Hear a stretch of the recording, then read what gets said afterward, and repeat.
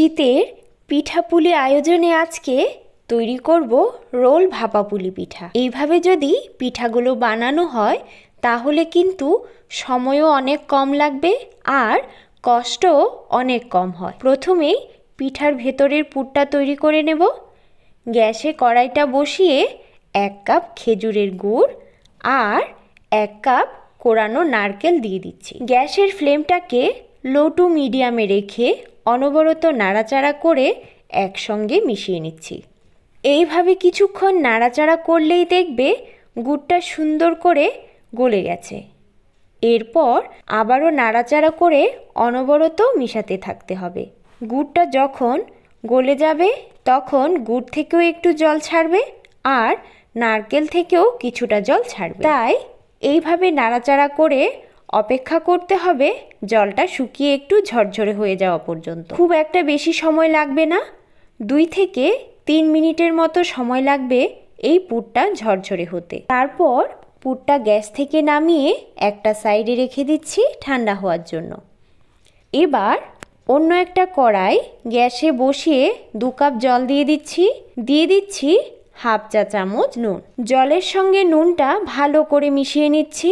জলটা যখন এইভাবে ফুটে উঠবে তখন 1.5 কাপ পরিমাণে চালের গুঁড়ো ফুটন্ত জলের মধ্যে দিয়ে দিচ্ছি।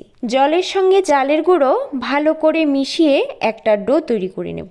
আমি এখানে 1.5 কাপ চালের গুঁড়োর জন্য 2 কাপ জল ব্যবহার করেছি আর ডোটা কিন্তু একেবারেই পারফেক্টভাবে তৈরি হয়েছে। এবার আমি 10 মিনিটের জন্য ঢাকা দিয়ে রেস্টে রেখে দিচ্ছি।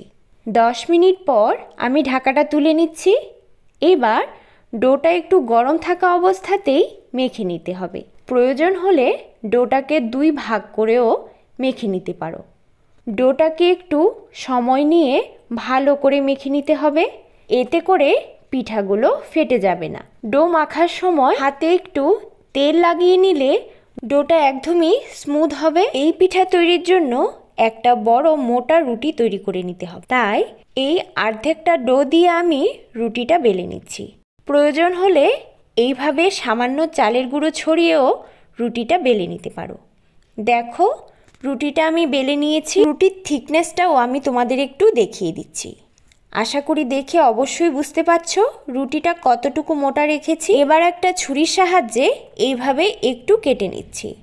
তোমরা ইচ্ছে করলে রোলটা তৈরি করার পরও কেটে নিতে পারো।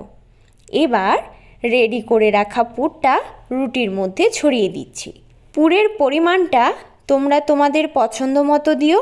এবার হালকা হাতে গোল গোল ঘুরিয়ে রোলটা তৈরি করে নিচ্ছি। আমি এইভাবে 2টা রোল তৈরি করে নিয়েছি। এবার চলো রোল পুলি পিঠাগুলো ভাপে দেব। একটা কড়াইতে জল দিয়ে জলটা ফুটিয়ে নিচ্ছি। এবার এই রকম একটা ঝাঁঝরি কড়াইয়ের উপরে বসিয়ে দিচ্ছি আর রোল পুলি পিঠাগুলো দিয়ে দিচ্ছি। ঢাকা দিয়ে 10 থেকে 15 মিনিটের জন্য সেদ্ধ করে নিচ্ছি। পিঠাগুলো বানাতে খুব বেশি সময় লাগে না। 15 মিনিট পর ঢাকাটা তুলে নিয়ে পিঠাগুলো একটা প্লেটের মধ্যে নামিয়ে নিচ্ছি। যখন পিঠার রোলগুলো একেবারে ঠান্ডা হয়ে যাবে তখন এইভাবে আস্তে আস্তে করে কেটে নিলেই তৈরি ভাপা পুলি পিঠা। পুলি পিঠা কাটার পরে আসল সৌন্দর্যটা ফুটে ওঠে। দেখো কত সুন্দর লাগছে। আর আমার আজকের এই ভিডিওটা যদি তোমাদের ভালো লেগে থাকে তাহলে অবশ্যই একটা লাইক, শেয়ার, কমেন্ট করে চ্যানেলটাকে সাবস্ক্রাইব করার অনুরোধ রইল। ধন্যবাদ।